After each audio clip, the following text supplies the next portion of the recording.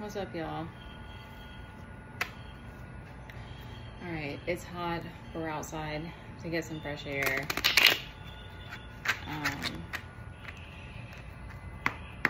Okay.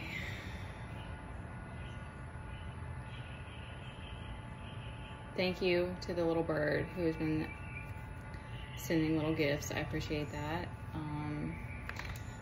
Okay, I guess that one wanted to come out. Okay, so one of the things that I heard before coming on here is that you can't slay all the dragons. And I know, like, earlier I did hear, like, it's time to kind of, like, listen for more guidance, so that may pertain to you. And I've kind of been in this place of, like, it's not fear, it's just,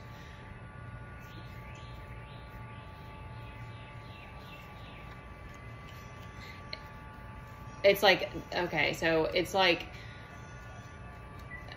there's one thing to, like, surrender, you know, and accept things and accept that things are falling apart, or that you can't, there's certain things you can't control, or like you've tried to do things and it's not worked out, and you know, you don't have all this abundance, or you haven't manifested these things. But then it's another thing to, like, know and experience, like, the different types of, like, oppression that you're having to move through, and the tests when you're getting tested when you're already in, like, a low place. Like, if you are you don't have a lot of resources, you don't have a lot of options, like, you're having, you know, like me, what this, like, I mean, I'm only giving my example because that's what I have, is, like, being a parent and having to still do what I have to do with my kid and stuff like that. And that really, it does push you to this kind of extreme place of, like, and there's this need to feel those feelings, like that anger and that, like, because it does, it gives you this fight. But it's also, like, coming back around to, like, okay, but what is it that I'm really, like, what do I really want to do? And I really don't want to stay in a state of anger. And it's interesting because it's like, I think it will always be this mix of, like, humans are here to fight the injustice, but then come back to, like, peace and love, like, come back to that, like, how do we come together now? You know, it's such a crazy thing, because I do think it's, like, all this bigger thing that's happening for your own soul's growth. But, you know, nonetheless, you're having the, you know, I'm going through individual experiences in my life, and that's affecting me, and that's knowledge, or that's experience, or you know, things that I can share, or I can learn from, and I can use as a purpose, like, so, you know, specific pains and stuff that I go through. So like, what I come back to is that the deep wound for me is, like, family related. And so it's like, it's very hard and sad and painful to have to continue to go through. Well, I thought we were gonna get more cards.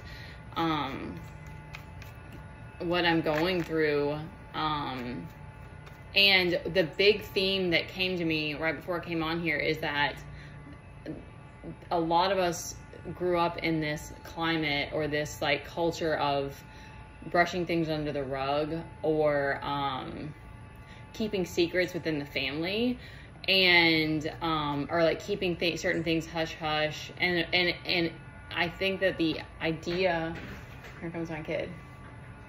Hang on, baby. Hey, I'll be there in a second. Hang on. You go. Go, baby. Go back in. Daddy, go back inside. Hey, go back in. Go back in. I'll be there in just a minute. And what he's doing, he's got his screen right. I'll be back in a minute. He's probably thinking he gets this. Well, I'm gonna try to finish. That's how it goes when it's intense. Things try to stop you. I think it was in an effort to, like, protect, you know, the people in the family, like, protect their pain, essentially, like, protect their shame. But it's like that, what happens is that it ends up being that's where the devil gets in and gets in our head, and all of those secrets, like, snowball, and it becomes this thing where it's like, there's this lack of trust gets infused, and that's when it becomes really, like, scary and dangerous, because it's like there's gossiping amongst the family members, and they're talking about you behind your back, and it's like these things never get healed. So like for me specifically with my kid, and I think about that first time that he had like really explosive behavior, and my sister was at my mom's place, and I think it was just the three of us, and he was having like some kind of stomach issues, but it was like he was expressing it in anger, and that was like only maybe a year after he got his ASD diagnosis. But anyway, that got me off track. I remember how just like shocked and like thrown off, and I was thrown off too because I hadn't actually experienced that. He had had meltdowns before, but I hadn't experienced that. So we ended up leaving, and my mom and sister stayed at her place, and we went back home. And that next day, my mom called. I think she texted me that night did check in on us, and then like the next day, we went back over there because again my sister was in town, and like we would go and swim and stuff. So like, and it was over the summer, so we went back to go swim. I think they were gone, and they came back later and met up with us, and we were all talking, and my mom just kept going on and on about how how upset she was, and how, you know, she said how like it took her so long to calm down. She just kept talking about it, and it was like this big dramatic story, and it was like that it caught me off guard because I was like, but Teddy's the one that was like going through something. It was like I could see the way it was like the energy was shifted into like how do I describe this? Like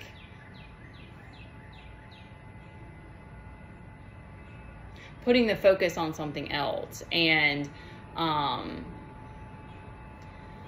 not actually like not embracing and not really being able to be there for me and Teddy the way that we needed, and embracing the situation that we were going through. It was like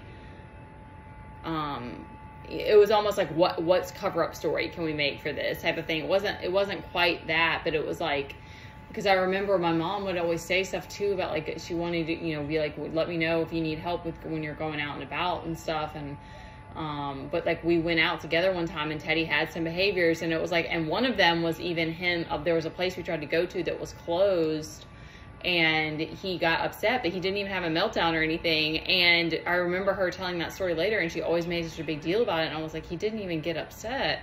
So it was like, there was a cop that stopped and like gave us a fidget toy, which I thought was so sweet, and she took it as like embarrassing. And it was like, so it was always, there was always weird stuff like that where it was like, I felt like she was trying to, there's more stories to that, but I don't need to get into all of them, but it was always like trying to cover up, you know, like the fact, you know, my kids' behaviors and how it's in public, it's a thing. But then whenever I was over there and she was talking to me, it was always like, I'm doing research and learning about this, and we need to accept it.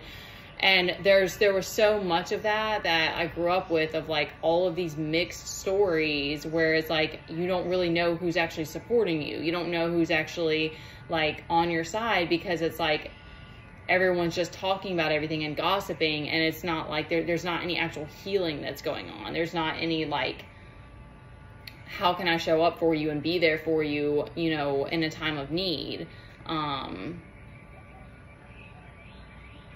And their boundaries being like blurred. There's I'm getting distracted now, but that's what I always come back. I wanted to speak on that because like that's what I always come back to, because it's like, I don't think like I don't think that we can slay all the dragons type thing. Like I think that this is just how it is on Earth, and maybe it will get to it. Maybe you will be fortunate, you know, you will have your own soul tribe, or like you'll have a person, or you'll find your people. But it's kind of like, I think, you know, it may always be spiritual warfare on Earth, and it may always be that families are like this, where it's like they try to kind of like keep things within the family, even though that becomes extremely distorted and damaging and dangerous and all of these other things.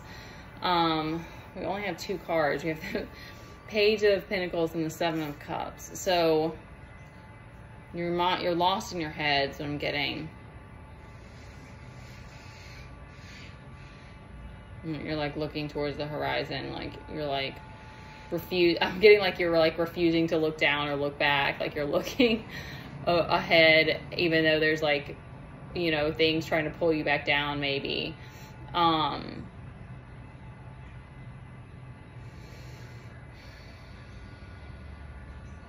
So I think that the things that we go through are a part of your story and your testimony. And that's one of the things that I love so much about humans and humanity, is that listening to people's stories, like, and their journey is just always so incredibly inspiring to me. So, I get intense about it sometimes, because it's like, there's days where it's just like, how is it that we're navigating what we're going through right now? But the bigger picture for me is that I really want to see more families like come together and heal together. And, I don't think that will happen for, you know, my whole family, but, that's to me the bigger picture of doing this work, is that, for people to be able to come together and support each other and not be afraid to speak about their secrets and not be afraid to